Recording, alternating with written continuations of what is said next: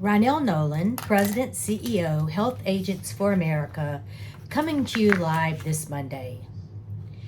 I know that without all the craziness, fourth quarter open enrollment is a bear. And not to mention that it breaks my heart and just gives me heart palpitations talking to our agents that cannot make payroll. Cannot make payroll because they worked with Fridays. Fridays, they did what they were supposed to do. They did their enrollment. Now Fridays is pulling out of several states. Not only is Friday pulling out of several states, they're firing employees, and now they are not paying commissions.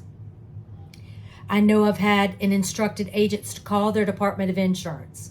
The Department of Insurance has allowed these insurance companies to come into their state to sell insurance. And now the Department of Insurance says, that's just not my area. Well, I think it is your area. I'm really kind of at a loss, and I'm trying to work through the issues. This has been reported to CMS.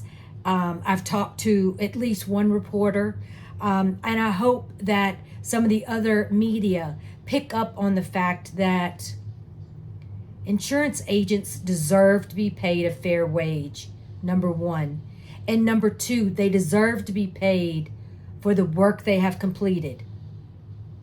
And Friday should be ashamed of the fact that my agents, my members, my family cannot meet their payroll. If this is happening to you and you have not reported, please let me know. The more documentation that you can collect, the better. And I think everyone should reach out to the Department of Insurance, who absolutely regulates who works in their industry, who works in their state, in our industry, and it should be called to their attention. I will be at INCOIL Wednesday, Thursday, Friday, INCOIL conference with the legislators, and I'm going to hunt down some of these commissioners of insurance and legislators from those respective states, and have a little chat. Just makes my blood boil. I do want to say that we also are working on the issue with Cigna in Texas, where they came into Texas without an adequate network. That also has been reported to CMS. I've also talked to a reporter regarding this. I have agents and brokers in Texas that are just besides themselves, that are trying to sell insurance, trying to help their consumers. And with the exit of Fridays, Cigna is the go-to, and Cigna does not have an adequate network. So that is a huge problem. I do want to say that I did go through my first application with the family glitch. A lot of people I saw posting on Facebook, how does this work?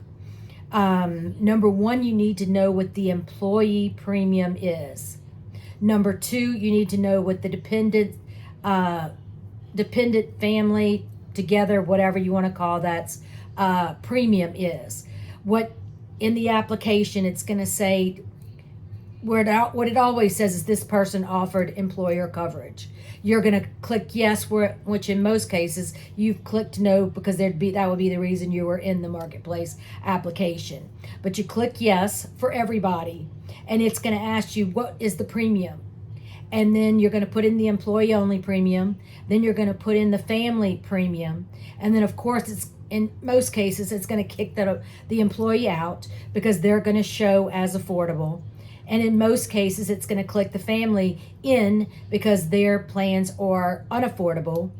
And it's going to allow you to enroll the family into the marketplace based on the household income. So it's fairly easy, not complicated at all. The hardest part is that the employee or whomever needs to obtain the cost based on the lowest priced plan. I know I had heard the highest, but it's the lowest cost plan, and you need the employee only premium and you need the family premium. So very easy, but this is a huge opportunity. It's going to be happening whether we want it to or not. Again, I'm encouraging you, if you work in the individual market, to reach out to your colleagues in the group market, see if y'all can possibly partner. If you work in the employer market, make sure that you sell individual coverage. Make sure you discuss the family glitch starting January 1st.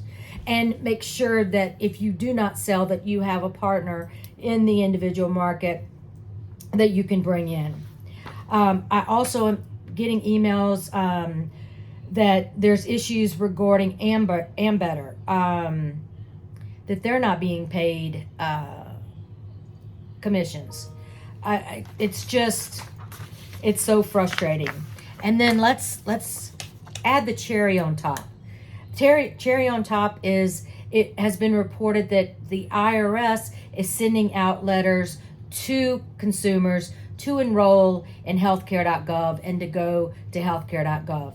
So not only are your clients being addressed directly by the federal government, now they're being, or healthcare.gov, they're being contacted directly by the IRS.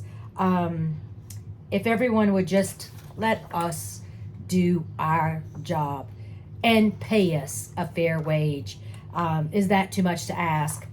I know that a lot of you have been watching the November elections. You know, how does that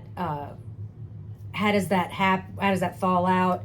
I do want to say one thing. Congratulations to Bridget Gilbert, our chairwoman of the board. Her husband ran for city council for the first time ever and won. So that was exciting. I was at his celebratory meeting while watching the November 8th elections. So let me, before I talk about the elections, let me just say that in the past we've had a Republican president, a Republican House, and a Republican Senate, and things could not be changed about health care. So that puts it in perspective. What we know now is that the Republicans did take the House. At this point, the Democrats have taken the Senate.